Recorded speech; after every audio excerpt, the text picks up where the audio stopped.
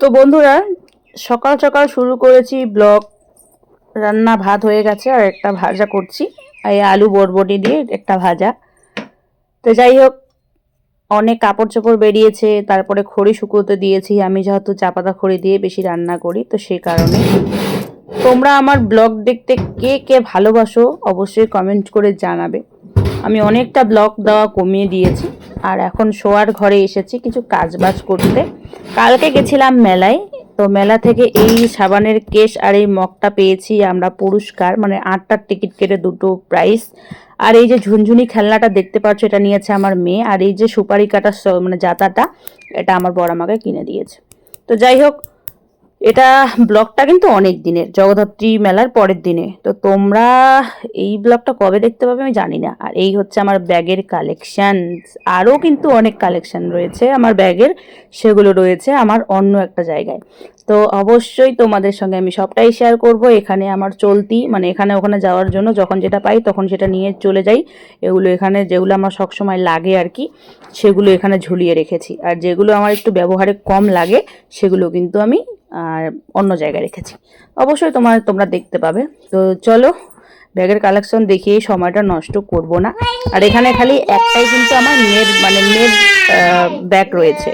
তো বিছানাপত্র সকাল সকাল একটু সুন্দরভাবে গুছিয়ে মুছিয়ে নিলাম, সুন্দরভাবে একটু করে নিলাম। আর বাদ বাকি যা রইলো তোমাদের সঙ্গে আস্তে আস্তে শেয়ার করব। আর এখানে বালিশগুলো দেখো আমি ঘরের মধ্যে বিছানায় রোদে শুকোতে দিয়েছি। ব্যাপারটা কিন্তু খুব ইন্টারেস্টিং, তাই না? আর এখানে উপরে রয়েছে আমার মেয়ের একটা কিউট বালিশ, আর ওই দিকে রয়েছে আমাদের আলু খ্যাত, তার সাথে রয়েছে শাক, অনেক রকমের শাক। তোমরা সবটাই দেখতে পারবে গাইস, চিন্তা করো না। তো চলো, এখন যেটা আমি করতে চলেছি সেটা হচ্ছে আজকের দিনের টুকিটাকি ঝামেলাদার একটা ব্লগ। আমার সঙ্গে কিছুদিন আগে, বলবো না, হ্যাঁ এই তো হ্যাঁ, একটা অনেক বড় ঘটনা ঘটে যায়। সেটাই তোমাদের সঙ্গে ভেবেছিলাম ব্লগে শেয়ার করব, কিন্তু আমি সাউন্ডগুলো অফ করে দিয়ে নতুন করে আবার আমি তোমাদেরকে মানে কি বলে ভয়েস দিচ্ছি। তো চলো পুরো ব্লগটা দেখো, তাইলে তোমরা বুঝতে পারবে গাইস। দুদিন ধরে প্রচণ্ড শরীরটা খারাপ। তার মধ্যে আমার ফেসবুকের পেমেন্ট নিয়ে 1 মাস ধরে ঘুরছি ব্যাংকে। একটু সমস্যা হয়েছে আমার ব্যাংকটা, মানে ব্যাংকে, এর জন্য পেমেন্টটা পাচ্ছি না, তুলতে পারছি না, কিছু করতে পারছি না। শরীরটাও ভীষণ খারাপ। বাড়ি যে যাব সেই সৌভাগ্যটা আর আমার হচ্ছে না 1 মাস ধরে। বাড়ির পাশে আমার ব্যাংক, মানে বাড়ি থেকে 1/2 কিলোমিটার দূরে আমার ব্যাংক, মানে আমার বাপের বাড়ি থেকে। ব্যাংকে যাচ্ছি, কাজ করছি, চলে আসছি, কিন্তু আর বাড়িতে যাওয়ার কোনো সময় হয়ে উঠছে না, বাড়িতে যেতে পারছি না। তার একটাই কারণ হচ্ছে আমার সংসার। তো বর সকালে উঠে ভাত লাগে, সে ভাত খেয়ে কাজে যায়, আবার 12টা 1টা নাগাদ বাড়ি এসে ভাত খায়, আবার যায় কাজে। তারপর আবার 2টা 3টা নাগাদ 4টা নাগাদ চলে আসে, তখন আবার স্নান করে ভাত খায় আবার রাত্রেবেলা। এই যে 3 টাইমের রান্না, আমাকে কিন্তু এখন বর্তমানে 3 টাইমে রান্না করতে হচ্ছে, কারণ আমার হাঁড়িটা অনেক ছোট, আর তার সাথে বাবা ভাই রয়েছে। তো এর জন্য আমাকে 3 টাইমে এখন রান্না করতে হয়। আর ঠান্ডার দিন পড়ে গেছে, এখন গরম গরম খাওয়ার জন্য 3 টাইমে রান্না করতে হবে কিন্তু। তো বাড়িটা আমি আর কিছুতেই যেতে পারছি না, তার একটাই কারণ, রান্না করে দেবে কে? খেতে তো হবে, পেটে তো দিতে হবে। আমি যদি চলে যাই তাহলে রান্নাটা করে দেবে কে? বাড়ির কাজগুলো করবে কে? করে খাওয়াবে কে? অ্যাকচুয়ালি সত্যি কথা বলতে নিজেকে দাসী মনে হয়, দাসী, চাকর। ভীষণ লেভেলের মনটা খারাপ আছে, মাথাটাও গরম আছে। আজকে সোমবার, আজকেও যেতে পারছি না। আজকের ব্লগটা কবে দেখতে পাবে জানি না।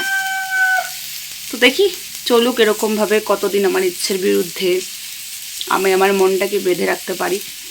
যেদিন ধৈর্যের সীমা অতিক্রম হয়ে যাবে, সেদিন রান্নাঘর একবার জন্মের মতন লক করে দেব।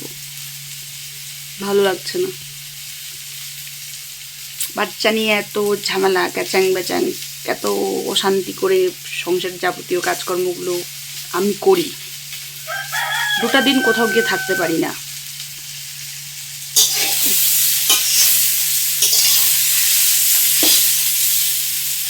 দুটো দিন কেন, আমি একটা রাত কোথাও গিয়ে থাকতে পারি না এই সংসারের জন্য। তো দেখি, মনে করো বিয়ের আগেও কোনো কিছু কাজের জন্য, কাজের ক্ষেত্রে ছাড়া কোনো কিছু করতে পারিনি, কোথাও যেতে পারিনি। বিয়ের পরেও, বিয়ের 1 বছরের পরে তো মেয়ে এলো, তারপরেও তো শরীর খারাপ, এখানে ওখানে যাওয়া যাবে না, এ করা যাবে না, সে করা যাবে না, করতে পারিনি। মেয়ে হলো, এবারও করতে পারছি না। 2টা বছর, 1টা বছর যাবে, তারপরে দেখে মেয়ের স্কুল শুরু হয়ে যাবে, মেয়ের পড়াশোনা শুরু হয়ে যাবে, তখন তো আর হবে না। আস্তে আস্তে মেয়ে বড় হবে, স্কুল হবে, টিউশন হবে, তখন আরও হবে না, মানে এরকমভাবেই লাইফ খতম। তো চলো, বেশি বকবক করে ফেলছি, পুরো ভিডিওটা দেখো, তাইলে বুঝতে পারবে। অ্যাকচুয়ালি আমার মাথাটা আজকে সকাল সকাল একটু গরম আছে, এই কারণে। চলো দেখতে থাকো।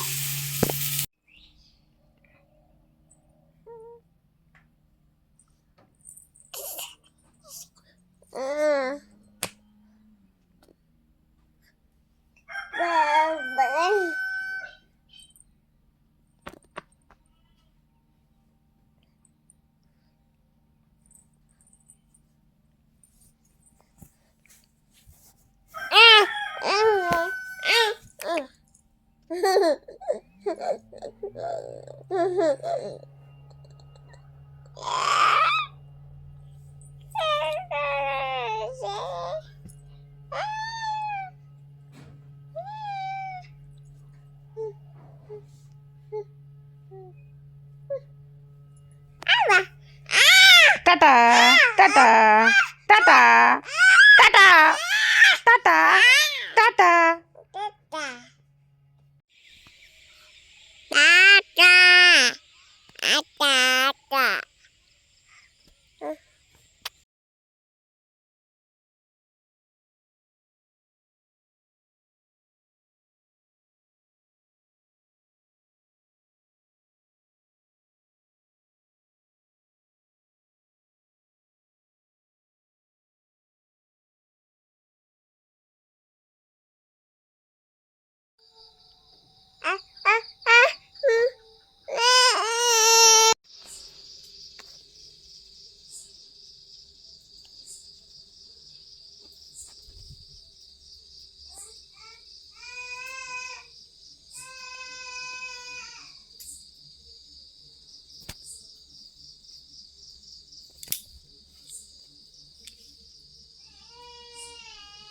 ভয় পাবে।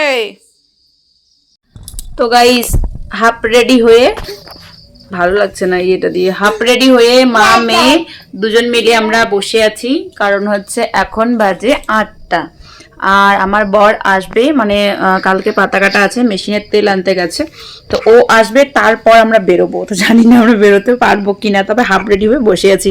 মানে একটুখানি লিপস্টিক দিয়েছি, একটুখানি কাজল দিয়েছি, একটুকুই আর কি, জাস্ট আর কিছু না। চিরুনি টিরুনি এখনো করিনি, সিঁদুর কিন্তু দিয়েছি, বোঝা যাচ্ছে না সিঁদুর দেইনি, কিন্তু সিঁদুর দিয়েছি। তো যাই হোক, ঘুরতে যাবে না? ঘুরতে যাব। তো এই আমার মেয়ে কোথায় গেল বাবা? এই যে ওখানে গেলেই দেখতে পারবে, আমরা যাচ্ছি কিনা জানি না, তবে যদি যাই দেখা করবো, অবশ্যই দেখাবো। তো ফাইনালি কিন্তু দেখো, আমরা মা মেয়ে রেডি হয়ে একদম ফুলফিল বেরিয়ে পড়েছি। আর এদিকে আমার বর দিচ্ছে ঘরের তালা, কারণ বাড়িতে কেউ থাকে না, বুঝতেই পারছো, ঘরের তালা দেওয়াটাই স্বাভাবিক। তো এখন বাজে কিন্তু 9টা, তো 9টার দিকে আমরা প্রায় চলে গেছি ওখানে জগদ্ধাত্রী মেলায়। আর এখানে আমি এর আগেবারও এসেছিলাম, তখন আমার মেয়েটা একদম পুচকে ছিল, আর তখন আমরা কিন্তু অল্টো কার নিয়ে এসেছিলাম। আর তখনকার বিষয়টা মনে ছিল, বেশ ভালোই ঠান্ডা ছিল তখন। তারপরে অনেকক্ষণ ঘোরাঘুরির পরে ভাবলাম চলো ব্লগটা কন্টিনিউ করা যায়। মেলাটা একদম ফাঁকা ছিল, তারপরে টিকিট কাটলাম। 8টা টিকিট কাটার পর দুটো প্রাইস লাগে, একটা মগ আর একটা সাবানের কেস।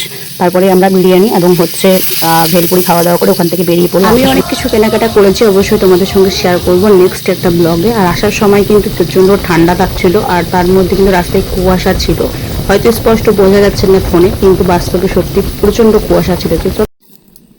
তারপরে কিন্তু মোমো খেয়েছি, মোমো, তারপরে বাড়িতে যা এনেছি খাওয়ার, মানে কি বলে ভেলপুরি, সেগুলো খেয়ে মানে ব্লগটা ওখানেই শেষ করে দিয়েছি। পরের দিন কিন্তু আমি আবার, মানে 2-3 দিনের ব্লগ আজকে আমি তোমাদের সঙ্গে শেয়ার করব। পরের দিন কিন্তু আমি আবার মানে সকাল থেকে ব্লগটা শেয়ার করার চেষ্টা করেছি, কিন্তু যে ঘটনাটা আমার সাথে সেদিন ঘটে, মানে পরের দিন ভোরবেলা 3টার দিকেই, সেটা আমি তোমাদেরকে হয়তো প্রকাশ করে বলে বোঝাতে পারবো না। তার কারণ হচ্ছে একটাই, যে ফ্যামিলিগত বিষয় সোশ্যাল মিডিয়ায় না আনাই ভালো। আর তার থেকে মেন কথা যেটা যতটুকু তোমাদের দেখানোর দরকার, বলা দরকার, আমি ততটুকুই কিন্তু দেখাই বলি। আর আদার্স কিন্তু এর থেকে বেশি কিছু আমি কিন্তু বলি না, দেখাই না। তো চলো পুরো ব্লগটা দেখলেই তোমরা বুঝতে পারবে আসলে সেদিন আমার সঙ্গে হয়েছিলটা কি। আমি কিন্তু সেদিন ভোর 3টা নাগাদ উঠি, মানে সেদিনের রাত্রের যে ব্লগটা আমি শেষ করেছি সেদিনের রাত্রে মানে ভোরবেলা আর কি। তো 3টা নাগাদ উঠি, 3টা নাগাদ উঠেই কিন্তু আমি একটু হাঁটাহাঁটি প্রত্যেক দিনের যা রুটিন থাকে সেটাই আমি করেছি। তারপরে কিন্তু আমি চলে গেছিলাম আমাদের যে আলু ক্ষেত রয়েছে, বাঁধাকপি ফুলকপির যে ক্ষেতটা রয়েছে সেখানে। তো সেখানে যাওয়ার পর আমি কিন্তু মানে খরগোশ এসে আমাদের যেহেতু কপি গাছগুলো নষ্ট করছে, খেয়ে দিচ্ছে, তো সেখানে আমি কিন্তু একটুখানি দেখতে গেছিলাম।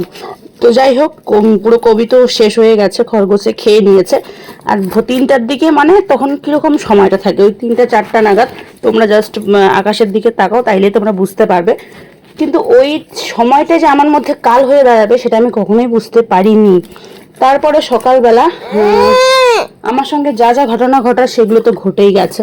তো তারপরে সকালবেলা মানে ওই 6টা 7টা নাগাদ জাস্ট আমি নিজেকে আটকাতে পারছি না, না আমি নিজেকে ধরে রাখতে পারছি না, না আমার চোখের জলকে আমি কোনোটাও সেদিন আর মানে প্রকাশ করতেও পারছি না, ধরে রাখতেও পারছি না। এরকম একটা বিষয়ের মধ্যে ছিলাম।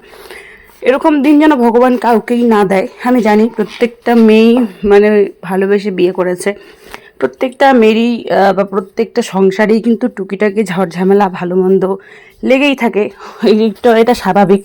কিন্তু আমার সঙ্গে যেটা সেদিন হয়েছে সেটা বলার মতোই নয়, প্রকাশ করার মতোই নয়।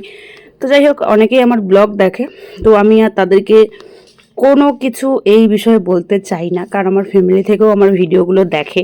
আমার জেঠু জেঠিমা, আমার কাকু কাকিমা, আমার মা বাবা, পিসি পিসা, বৌদি দাদা সবাই আমার ব্লগগুলো দেখে, আমার মামা বাড়ি থেকেও দেখে। তো এর জন্য আমি পুরোটা ক্লিয়ার করছি না, কারণ ঘরের কথা পরকে না বলাই ভালো। অনেক দিন পর ব্লগটা এডিট করছি, তো তখন একটু স্বাভাবিক হয়ে গেছে পরিস্থিতি। তো চলো পুরো ব্লগটা দেখো, সেই দিকে আর যাচ্ছি না।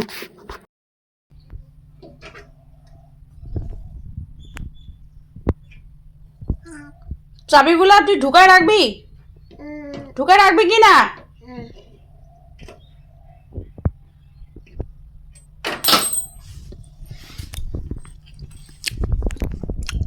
42 নাম্বার, 42 নাম্বারের চাবি নিয়ে চলে এসেছে। এখানে রাখ, সব রাখ এখানে, ঢুকা ঢুকা এখানে সবগুলো রাখ, রাখ এখানে রাখ, তাড়াতাড়ি তাড়াতাড়ি ঢুকা, ঢুকা এখানে, ঢুকা সব ঢুকা, ঢুকা ঢুকা ঢুকা এখানে রাখ, ওটা এখানে দে দে।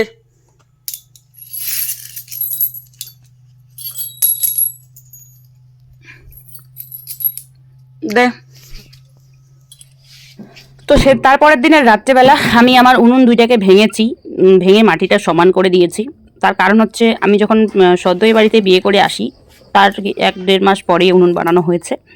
তো বালাসা মাটি দিয়ে উনুনটা বানানো হয়েছে, ভুরভুরা লেগে গেছে। অনেক দিন থেকে প্ল্যানিং করছি উনুনটা বানাবো নিজের হাতে সুন্দর করে বানাবো, কিন্তু হয়েই উঠছে না।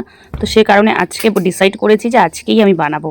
তো আগে যে জায়গায় উনুনটা ছিল তার একটু এগিয়ে নিয়ে গিয়ে উনুনটা বানাবো। তো আগের গর্তটাকে বন্ধ করে দিয়ে নতুন করে আবার গর্ত করে তারপরে কিন্তু উনুনটা বানাবো।